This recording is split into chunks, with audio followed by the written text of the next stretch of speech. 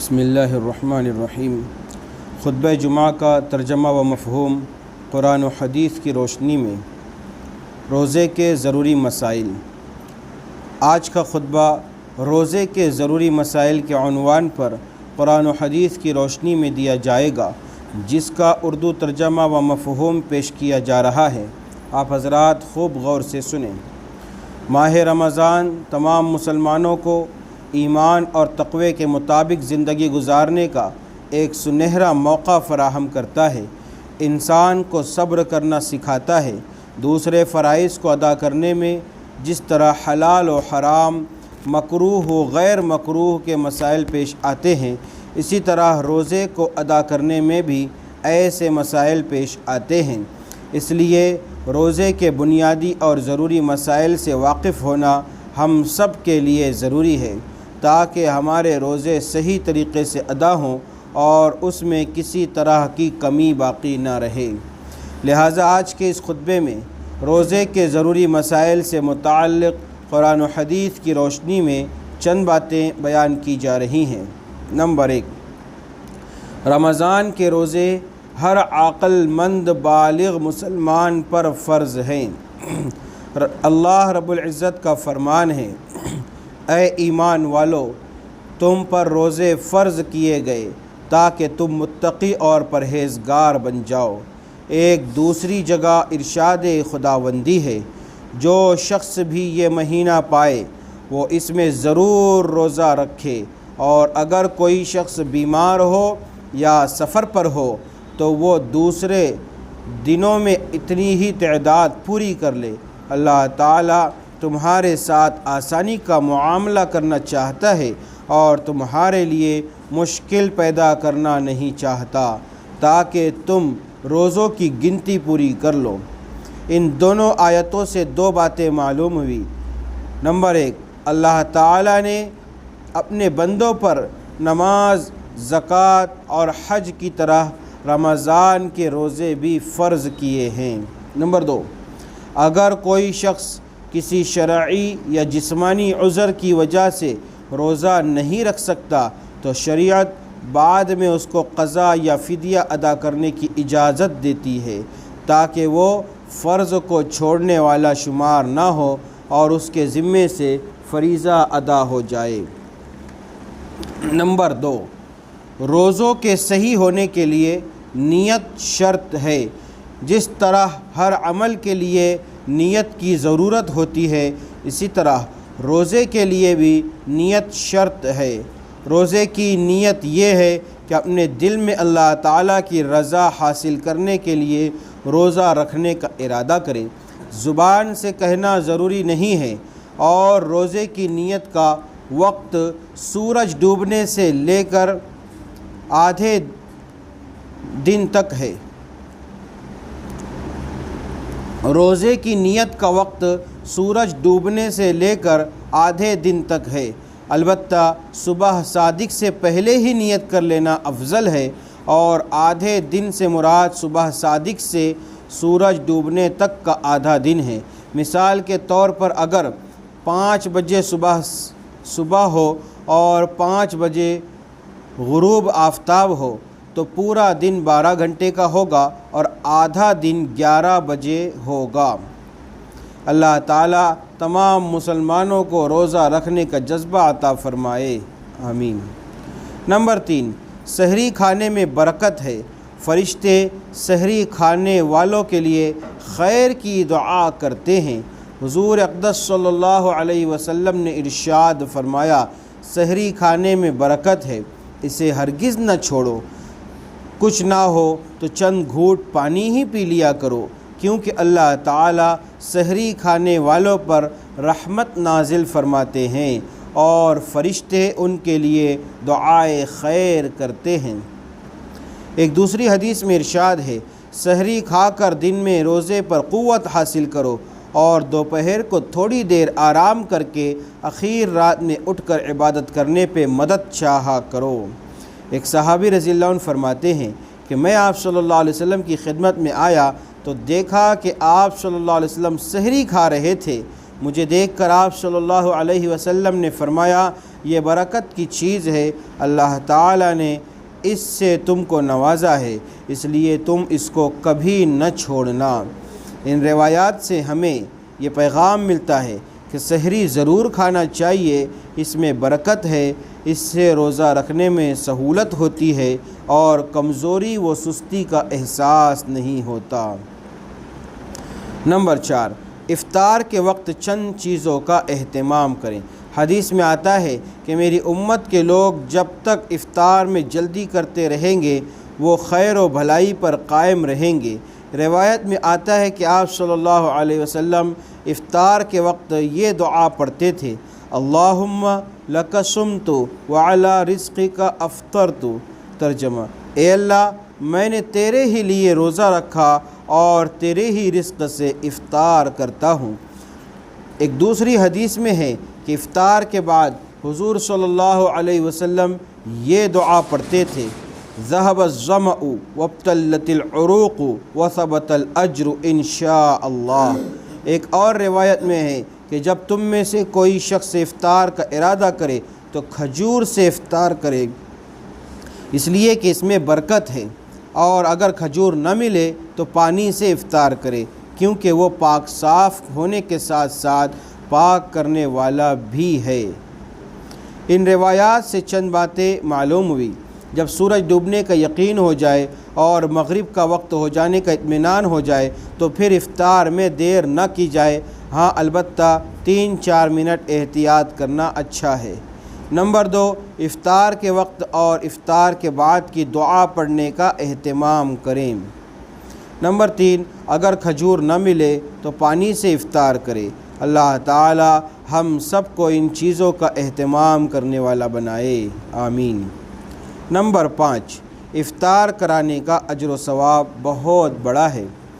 آپ صلی اللہ علیہ وسلم نے ارشاد فرمایا، جو شخص کسی روزہ دار کو روزہ افطار کرائے تو اس کا یہ عمل اس کے لیے گناہوں کے معاف ہونے اور آگ سے خلاصی یعنی آزادی کا سبب ہوگا، اور روزہ دار کے ثواب کی طرح اس کو ثواب ہوگا، مگر اس روزہ دار کے ثواب سے کچھ کم نہیں کیا جائے گا۔ صحابہ رضی اللہ عنہم نے عرض کیا، یا رسول اللہ صلی اللہ علیہ وسلم، ہم میں سے ہر شخص تو اتنی وسعت و طاقت نہیں رکھتا کہ روزہ دار کو افطار کرائے۔ تو آپ صلی اللہ علیہ وسلم نے فرمایا، پیٹ بھر کھلانے پر موقوف نہیں، یہ ثواب تو اللہ جل شانہ ایک کھجور سے کوئی افطار کرا دے، یا ایک گھونٹ پانی پلا دے، یا ایک گھونٹ لسی پلا دے، اس پر بھی مرحمت فرما دیتے ہیں۔ اور جو شخص کسی روزہ دار کو پانی پلائے گا، حق تعالی قیامت کے دن میرے حوض سے اس کو ایسا پانی پلائیں گے جس کے بعد جنت میں داخل ہونے تک پیاس نہیں لگے گی۔ یہ ایسا مہینہ ہے کہ اس کا اول حصہ اللہ کی رحمت ہے، اور درمیانی حصہ مغفرت ہے، اور آخری حصہ آگ سے آزادی ہے۔ اور اس مہینے میں 4 چیزوں کی کثرت رکھا کرو، جن میں سے 2 چیزیں اللہ تعالیٰ کی رضا کے واسطے اور 2 چیزیں ایسی ہیں کہ جن سے تمہیں چھٹکارا نہیں۔ پہلی 2 چیزیں جن سے تم اپنے رب کو راضی کرو وہ کلمہ طیبہ اور استغفار کی کثرت ہے، اور دوسری 2 چیزیں یہ ہیں کہ جنت کی طلب کرو اور آگ سے پناہ مانگو۔ آج کے خطبے کا اردو ترجمہ و مفہوم روزے کے ضروری مسائل پر قرآن و حدیث کی روشنی میں پیش کیا جا رہا ہے، آپ حضرات خوب غور سے سنیں۔ نمبر 6، وہ چیزیں جن سے روزہ ٹوٹ جاتا ہے۔ روزے کو توڑنے والی کچھ اہم چیزوں کو بیان کیا جا رہا ہے۔ نمبر 1، روزہ دار کو روزہ یاد تھا اور کلی کرتے وقت ارادے کے بغیر حلق میں پانی چلا گیا۔ نمبر 2، جان بوجھ کر منہ بھر کے قے کر دی، الٹی کر دی۔ نمبر 3، دانتوں میں چنے کے برابر پھنسی ہوئی چیز کو نگل لیا۔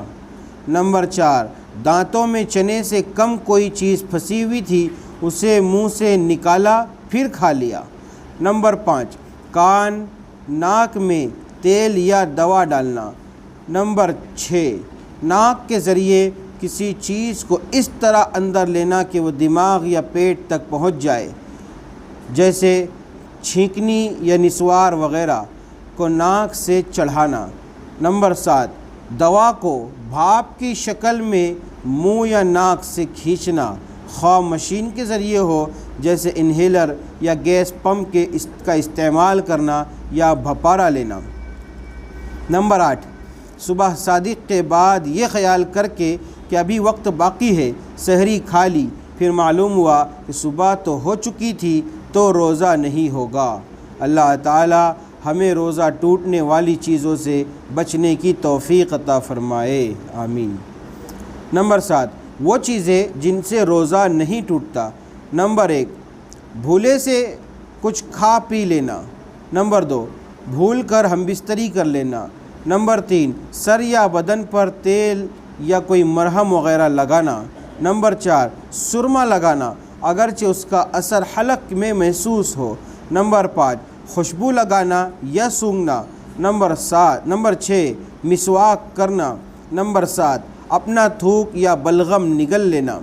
نمبر 8 چنے سے کم کوئی چیز دانت میں پھنسی ہوئی تھی اسے منہ سے نکالے بغیر نگل لینا۔ نمبر 9 مکھی، دھواں، غبار یا آٹے کا اڑ کر حلق میں بغیر ارادے کے چلا جانا۔ نمبر 10 قے یعنی الٹی کا خود بخود حلق میں لوٹ جانا۔ نمبر 11 خود بخود قے ہونا چاہے منہ بھر کر ہو۔ نمبر 12 خون ٹیسٹ کرانے یا کسی اور غرض کے لیے بدن سے خون نکلوانا۔ نمبر 13 نیند میں احتلام کا ہو جانا۔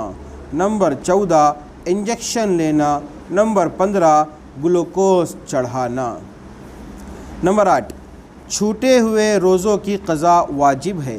اگر کوئی شخص رمضان شریف کا روزہ کسی عذر کی وجہ سے نہیں رکھ سکا یا بغیر کسی عذر کے محض غفلت اور سستی کی وجہ سے نہیں رکھ سکا، یا رمضان شریف کا روزہ شروع کرنے کے بعد کسی عذر کی وجہ سے توڑ دیا یا کوئی اور بات پیش آ گئی جس کی وجہ سے اس کا روزہ ٹوٹ گیا، تو ان تمام صورتوں میں ایک روزے کے بدلے ایک روزہ رکھنا ضروری ہوگا۔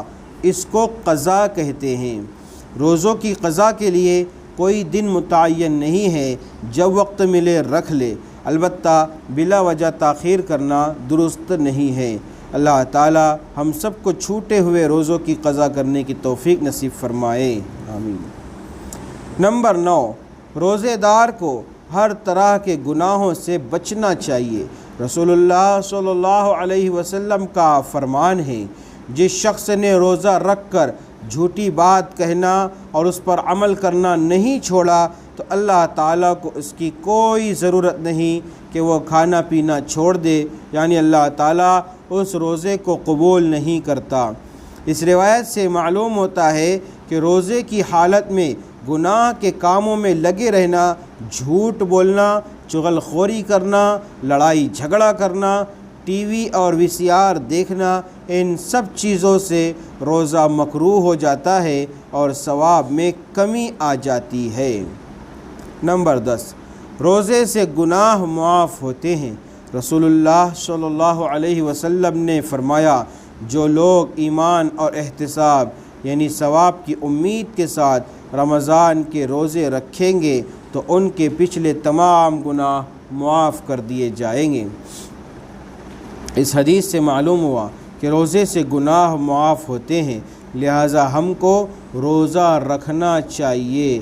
اللہ تعالی تمام مسلمانوں کو فرض روزہ رکھنے کی توفیق عطا فرمائے، آمین۔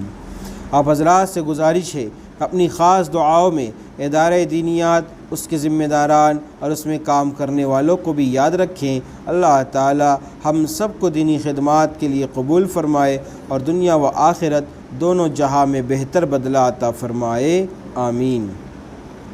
آج کا عربی خطبہ، جس کا اردو ترجمہ و مفہوم روزے کے ضروری مسائل کے عنوان پر قرآن و حدیث کی روشنی میں پیش کیا گیا ہے، اب آپ کے سامنے اس کا مختصر خلاصہ پیش کیا جا رہا ہے، لہٰذا خوب غور سے سنیں۔ آج کے خطبے میں قرآن سے پہلی بات یہ بتائی گئی کہ رمضان کے روزے ہر عقل مند بالغ مسلمان پر فرض ہے۔ دوسری بات یہ بیان کی گئی کہ روزوں کے صحیح ہونے کے لیے نیت ضروری ہے۔ تیسری چیز روایت سے یہ ذکر کی گئی کہ سحری کھانے میں برکت ہے، اسے ہرگز نہیں چھوڑنا چاہیے۔ چوتھی بات روایات سے یہ بتائی گئی کہ جب افطار کا وقت ہو جائے تو افطار کرنے میں دیر نہ کریں، نیز افطار کے وقت اور بعد کی دعا پڑھنے کا ضرور اہتمام کریں۔ پانچویں فضیلت حدیث سے یہ بیان کی گئی کہ رسول اللہ صلی اللہ علیہ وسلم نے فرمایا، اللہ تعالیٰ روزہ افطار کرانے والے کو قیامت کے دن میرے حوض سے پانی پلائے گا۔ چھٹے نمبر پر یہ بتایا گیا کہ کچھ چیزوں کی وجہ سے روزہ ٹوٹ جاتا ہے، جیسے روزہ یاد تھا لیکن بغیر ارادے کے پانی حلق سے نیچے چلا گیا، اسی طرح جان بوجھ کر منہ بھر کر قے وغیرہ کرنا۔ ساتویں نمبر پر بتلایا گیا کہ کن چیزوں سے روزہ نہیں ٹوٹتا، جیسے بھولے سے کچھ کھا پی لینا، سر یا بدن پر تیل یا کوئی مرہم وغیرہ لگانا، خون ٹیسٹ کرانے یا کسی غرض کے لیے بدن سے خون نکلوانا وغیرہ۔ آٹھواں ایک اہم مسئلہ یہ بیان کیا گیا کہ ماہ رمضان میں کسی شرعی، جسمانی یا غفلت اور سستی کی وجہ سے روزہ چھوٹ گیا تو بعد میں اس کی ضرور قضا کریں۔ نویں بات روایت سے یہ بتائی گئی کہ روزے کی حالت میں جس طرح ہم کھانے پینے کی چیزوں سے بچے رہتے ہیں، اسی طرح گناہوں سے بچنا ضروری ہے۔ 10ویں فضیلت حدیث سے یہ بیان کی گئی کہ جب بندہ ایمان اور ثواب کی امید کے ساتھ روزہ رکھتا ہے تو اس کے پچھلے تمام گناہ معاف کر دیے جاتے ہیں۔ لہٰذا آج کے خطبے میں روزے کے ضروری مسائل سے متعلق قرآن و حدیث کی روشنی میں بیان کی گئی باتوں پر عمل کرنے کی کوشش کریں اور گھر والوں کو بھی یہ باتیں سنا کر عمل کرنے کی ترغیب دیں۔ اللہ تعالی ہم سب کو ان باتوں پر عمل کرنے کی توفیق عطا فرمائے اور ہم سب کی خدمات کو قبول فرمائے، آمین۔ سنت